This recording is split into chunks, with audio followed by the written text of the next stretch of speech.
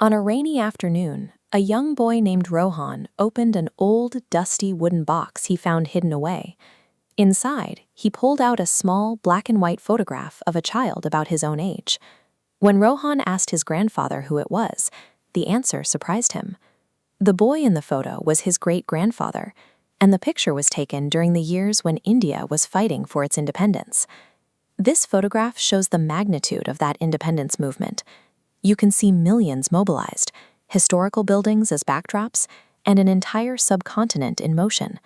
Against that sprawling ocean of humanity, Rohan is holding a tiny 2x2 square showing a single, ordinary little boy. We naturally teach history as a timeline of monumental crowds.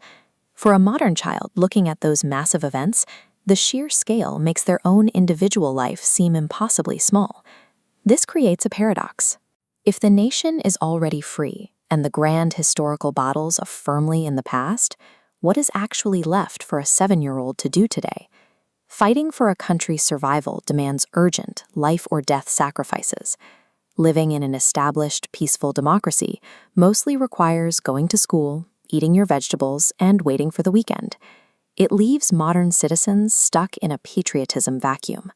We are taught to revere the heroes of the past, but we lack a clear path for how to act heroically on a random Tuesday in peacetime. The 1940s environment where Rohan's great-grandfather operated reveals how these small actions worked in practice. This image captures an era of intense surveillance under colonial rule, where armed guards watched every road. The great-grandfather's mission was to carry a highly classified secret note, hidden inside a small cloth bag, right through that network of guards. The freedom movement relied on the smallness and assumed innocence of children. A child is nearly invisible to a military checkpoint looking for traditional threats.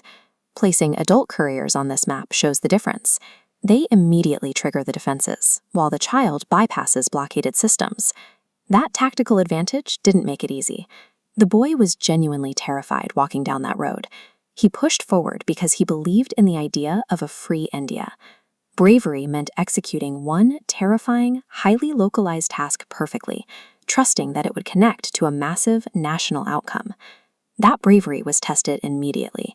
A guard stepped into the boy's path and demanded to know exactly where he was going. The boy deployed a mundane cover story. He smiled, held up his cloth bag, and told the guard he was delivering food to his uncle. The guard let him pass. He walked past the gate and successfully handed the secret note directly to the freedom fighters, pictured here. The leavers validated his effort, explaining that despite his size, his delivery was a massive contribution to the country. Tracing the timeline forward, the intelligence in that single note fed into the broader strategy that eventually resulted in this: the final victory and the raising of an independent flag. These massive historical shifts emerge from thousands of invisible, perfectly executed micro-actions by ordinary people. Back in the present day, Rohan sits with his photograph. He lives in a country that no longer requires liberation from colonial guards. The modern nation has new adversaries. Today, threats look like environmental decay, litter-filled public spaces, and civic neglect. Once he understands this, Rohan finds his mission.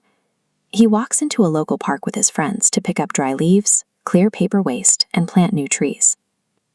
The relationship between these two eras is identical. A tiny piece of paper helps achieve liberation, while a tiny sapling ensures sustainment. The physical inputs are microscopic, but the cumulative effects are massive. The physical face of patriotism shifts from generation to generation. What remains constant is the requirement for deliberate, localized acts of care. The next morning, Rohan and his friends clear away the waste and carefully pack fresh soil around the base of 2 small green saplings.